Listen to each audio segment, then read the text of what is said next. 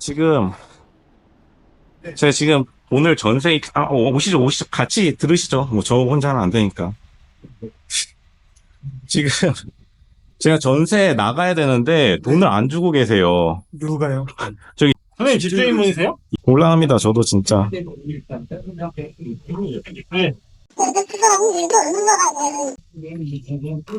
잠시만요. 이야기 한번 예, 예, 듣고 오시죠. 저 좀 여기 있겠습니다.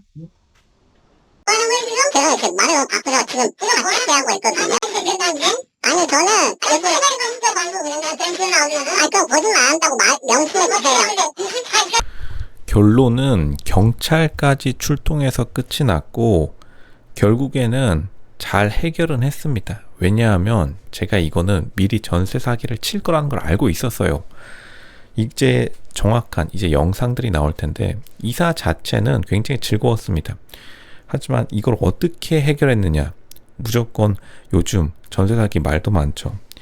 그러니까 타임라인을 간략히 말씀드리면은 일단 10시 반 정도에 돈이 없다라고 말을 들었고 제가 미리 예측을 해놨기 때문에 다 준비를 해놓은 이제 경찰관들과 그리고 은행 직원 그리고 각종 변호사 서류들을 11시에 제출해서 11시 반에 경찰과 은행원들이 총 출동을 했고요. 그러니까 11시 40분 정도에 오늘까지 주면 되는 거 아니냐 말을 바꾼 거죠. 돈이 없다고 했다가.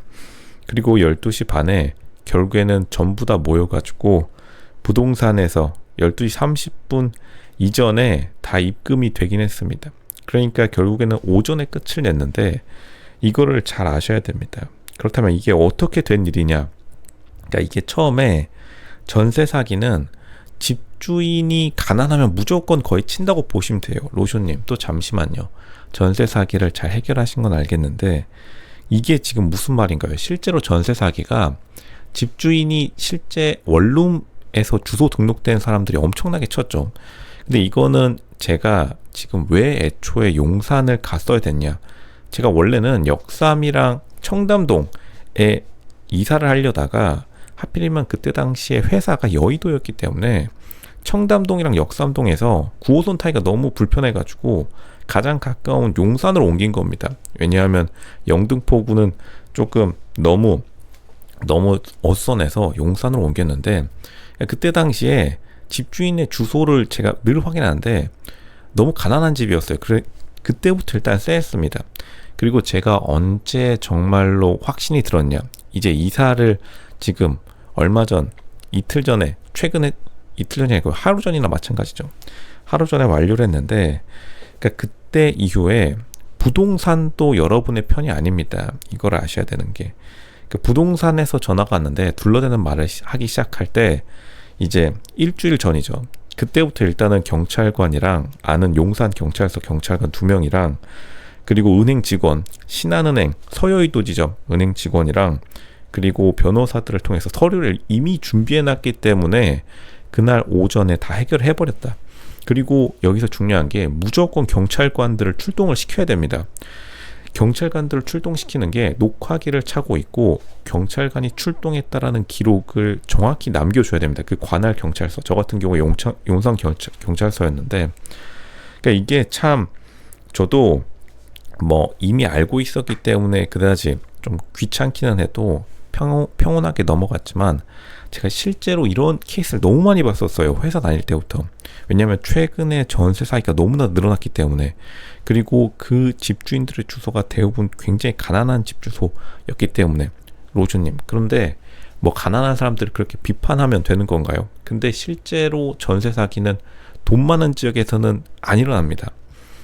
그러니까 어쨌든 처음에 회사 근처에 집으로 이사한 제 잘못도 있겠죠. 조금 멀리 떨어져서 사실은 출퇴근 거리가 좀 걸리더라도 무조건 좋은 지역에서 집을 구해서 그냥 왔다 갔다 하는 게 정답입니다. 아니면은 아예 기업이 관리하는 회사 진짜 너무 근처 오피스텔에 가면 좀 회사 상사들이나 회사 직원들이랑 너무 친해지면 피곤해서 그런 좀 단점은 있긴 하지만 그런 곳을 가는 게 좋습니다. 그러니까 어느 정도 예상은 했지만 생각보다 완전히 시간을 낭비하는 일이긴 하죠. 그나마 저는 이렇게 그 낭비한 시간들을 여기 유튜브에서 말이라도 하면서 이런 걸로 다시 만회할 수 있는, 여러분들에게 알려줄 수 있는 창구라도 있지, 일반 사람들이라면 똑같이 당하는 겁니다. 제가 그 집주인 분은 분명히 적반하장으로, 이제 전세 사기 범들이 대부분 적반하장으로 돈 돌려주면 된 거 아니냐, 그때 말하지 그랬냐, 이런 말을 공통적으로 합니다. 다들 아실 거예요. 그러니까 굳이 공익을 위해서, 그분들은 이미 용산경찰서에 다 이제 신고가 들어간 상태고 다음에 재발 방지를 위해서요. 그렇기 때문에 굳이 말을 안 하겠지만 정말로 조심하셔야 된다. 로쇼도 알고도 당합니다. 그리고 그것을 다른 사람에게 말하지 말고 무조건 미리 서류를 준비하고 은행 직원, 경찰관들한테 그날 오전에 혹시 오실 수 있냐고 다 준비를 해놓은 다음에, 그 돈을 없다 혹은 돈을 나중에 주면 안 되냐 말 나온 순간 무조건 불러야 됩니다. 근데 이거를 굉장히 다른 나라 세상의 일처럼 생각하시는 분들이 많아요. 근데 그게 정답입니다. 왜냐하면 대부분의 경우 이제 좋은 동네 혹은 지방에서도 좋은 동네가 있는데, 지방에서는 오히려 전세 사기가 잘 안 일어나요. 도망칠 곳이 없기 때문에 서로를 아는 곳에서는 안 일어나는데, 서울 같은 경우에는 주소지를 서울 바깥에 설정해놨다. 이 경우도 지금 이런 케이스였습니다. 주소지가 너무나 멀리 떨어져 있다. 그리고 주소지가 찍어봤는데 굉장히 가난한 곳이다. 혹은 동떨어진 원룸 같은 데에 자기 집주인이 본적지를 올려놨다. 그냥 100%라고 보시면 됩니다. 그래야지 돈을 돌려주는 것이다. 근데 이런 사람들의 특징이 돈이 없다고 해놓고서는 나중에 말 바꾸고 돈 줬으니까 왜 나를 사기범으로 몰아가냐, 똑같은 말을 합니다. 돈이 없는 게 아니라 돈을 주고 싶지 않은 거예요. 돈은 다 어디 꿍쳐놨습니다. 이 경우도 한번 보세요. 10시 반에 돈 없다고 난리치는 것을 제가 11시 반에 경찰이랑 은행 직원들 그리고 미리 준비한 변호사 통해서 서류들 제출하니까 1시간 이내에 돌려받았습니다. 근데 물론 못 돌려받으신 분들은 굉장히 안타깝죠. 돌려받았다고 자랑을 하는 게 아니라 그만큼 미리 준비를 해놔야 된다. 근데 이제 못 돌려받으신 분들은 진짜로 집주인이 완전히 파산해버린 경우도 많습니다. 근데 그런 경우는 진짜 안타까운 경우도, 진짜로 이렇게 경찰관까지 출동할 정도로, 제가 중간에 영상을 넣을게요. 근데 집주인이 분명히 또 여기서 이런 분들이 또 찾아오셔가지고 댓글 남길 수도 있어요. 무슨 뭐 무조건 약점을 또 잡습니다. 전세 사기 집주인들은 특징이 대리인이 나와요.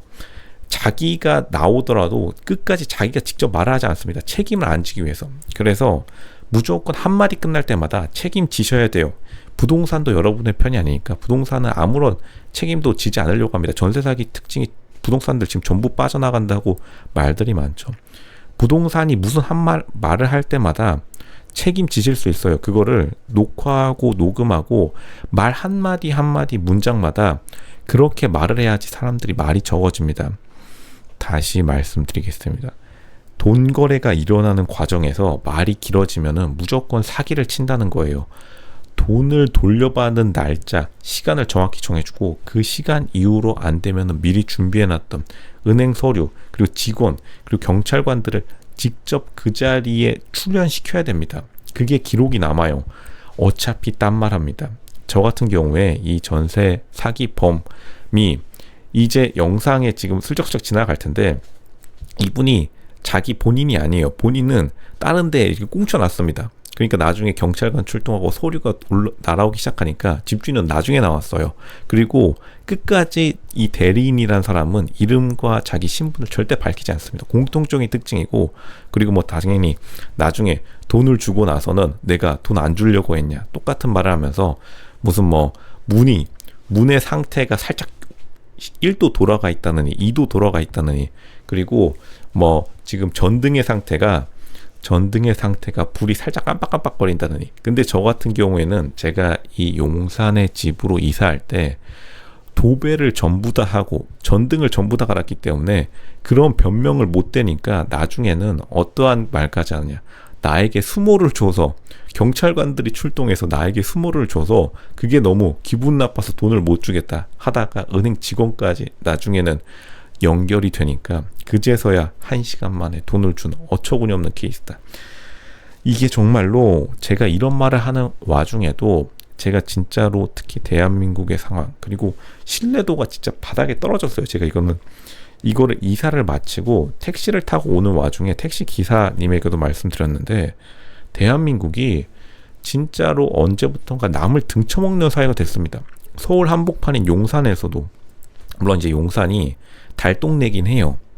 그러니까 용산에 제가 처음에 이사 올 때 주변의 어른들이 주변의 사장님들이 그 용산 달동네 왜 가냐고 했습니다.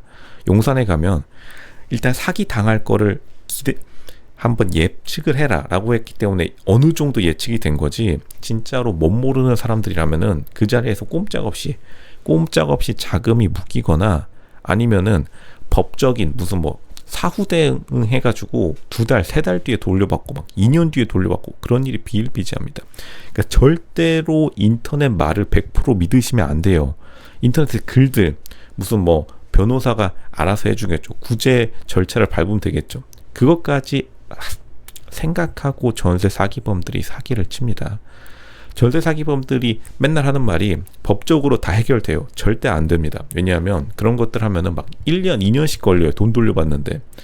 무조건 오전에, 저 같은 경우도 오전에 스탠바이를 시켜놓고 무조건 그 자리에 사람들 다 모이게 해야 된다. 그리고 부동산들도 압박을 해줘야 됩니다. 집주인뿐만 아니라 부동산도 같이 압박을 해줘야지. 부동산이 어느 좋은 말 해주던지 부동산은 여러분의 편이 아닙니다. 제가 한마디 더 해드리면은 이 부동산이 제가 새함, 이 전세 사기를 확실하게 눈치챈 게 부동산이 전화 왔을 때라고 했죠. 부동산이 전화 왔을 때 한번 그 부동산의 상태를 확인해 보세요. 이 부동산도 굉장히 조그맣고 허름한 곳이면은 사기칠 확률이 굉장히 높아져요. 그리고 부동산 사장이 전화 안 하고 부동산 실장이 전화가 옵니다. 이 경우 같은 것도 부동산 실장이었어요. 무조건 부동산 사장이 나와야 된다. 그러니까 부동산 사장이 안 나고 부동산 실장이 전화를 거는데 거기서 갑자기 말을 돌리기 시작한다. 무조건 100%입니다. 이 경우도 그랬고 그리고 부동산이 굉장히 허름하고 오랫동안 장사를 한 곳이 아니다. 부동산 간판에 있는 사장 이름하고 그 사장이 다르다. 100% 친다고 보시고 들어가는 게 좋습니다. 전세 사기를 친다고 최악을 가정하고 해야지 1시간 반 만에 이렇게 빠르게 해결한다. 그리고 수가 틀렸을 때 말을 길게 하지 말고 무조건 준비해놨던 경찰관, 은행원, 그리고 변호사 서류들을 그 자리에 직접 가지고 실물로 와가지고 그 모든 상황을 녹화하고 녹음하면은 상대방이 빠져나갈 구멍을 없애야 됩니다. 이렇게 해서 해결을 했지만 사기를 칠 거라고 예상은 했지만 정말로 요즘 사회에서 이러한 좀 황당한 일을 겪으니까 정말 안타까울 수밖에 없고 이거를 대비 못 해가지고 진짜 날벼락처럼 맞으신 분들 혹은 그나마 저는 주변에 변호사 인맥도 있고 경찰 인맥도 있고 그리고 주변에 신한은행 서여의도 지점과 평생 좋은 관계를 맺어왔기 때문에 미리 저의 편을 들어주시는 분들이 있었지 날벼락 맞으시는 분들은 진짜 안타까울 수밖에 없습니다. 이거 모르고 대비했다가 어디 구제공단 변호사 나중에 문서 써주면 다 해결되겠지요. 요 말만 믿었다가 진짜 돌려받더라도 2년 뒤, 1년 뒤에 돌려받고 그 사이에 파산하거나 나락가신 세입자분들 정말 많습니다. 정말 안타깝고 제가 이거는 정식으로 용산경찰서에 다 그분들 제기를 해서 다음 재발을 하지 않도록 그러니까 당연히 지금 화를 내시고 있는데 아마 이 댓글에 찾아오실 수도 있어요. 왜 사기꾼으로 몰아가냐? 나를 어떤 사람으로 보냐? 이분들 10시 반에 돈 없다고 잡아떼다가 제가 11시 반에 준비해온 서류, 은행원, 그리고 경찰관 나타나니까 그때서야 오늘까지 주면 안 되냐? 나중에 12시 30분 직접 부동산 가가지고 부동산 사장님까지 제가 사장님까지 정확하게 책임을 지라고 서류를 들이미는 순간 부동산 사장님 앞에서 결국에는 10분 안에 입금하신 분들입니다. 이게 전세 사기범의 실제고 전세 사기범들은 말이 길고 대리인이 나오고 부동산 사장도 실장이 저에게 끝까지 응대하다가 서류를 제출하니까 부동산 사장하고 진짜 사기꾼의 실체가 나타나면서 근데 물론 자기는 사기꾼이 아니라고 하죠. 여기까지 숨어 있다가 그제서야 나온 것이다. 근데 이걸 예방하려면 어떻게 해야 된다? 집주인이 가난한 동네에 산다. 100%라고 일단 친다고 보시면 됩니다. 혹은 소재지가 불명확한 원룸 그리고 단칸방 진짜 허름한 오피스텔 찍혀 있다. 무조건 의심하셔야 되고, 갑자기 자기가 이제 전세에서 이사를 빼는 거겠죠. 이사를 빼는데 끝까지 부동산 사장이 전화를 안 하고 부동산 실장이 전화하면서 말을 돌려댄다. 100%입니다. 로쇼님, 부동산 사장이 바빠서 그런 게 아닐까요? 부동산 사장 안 바쁩니다. 하루 종일 인터넷 보고 있어요. 그런데 부동산 실장이 전화가 오고, 그래서 제가 말씀드렸습니다. 혹시 이 말을 한번 꼭 쓰세요. 전세 나가시는 분들 꿀팁 드리겠습니다. 집주인이랑 부동산 실장 계속해서 쎄하다 싶으면은 혹시 부동산을 바꿔도 될까요? 라고 해보십시오. 이 대부분 전세 사기 치시는 분들이 부동산과 한패인 경우가 많아요. 짬짬이라고 하죠. 부동산 혹시 바꿔도 될까요? 라고 하는데 갑자기 흥분하면서 화를 낸다. 수수료가 제가 부담할 테니 바꿔도 된다. 그러면은 무조건 그쪽 뒤를 봐주는 사람입니다.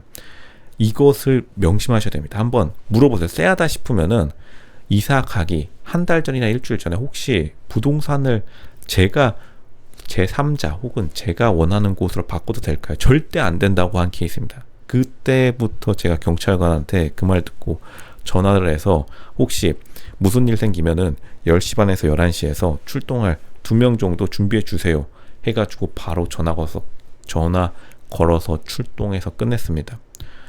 말 길게 하지 말고 돈이 안 들어오면 준비해뒀던 사람들을 부르세요.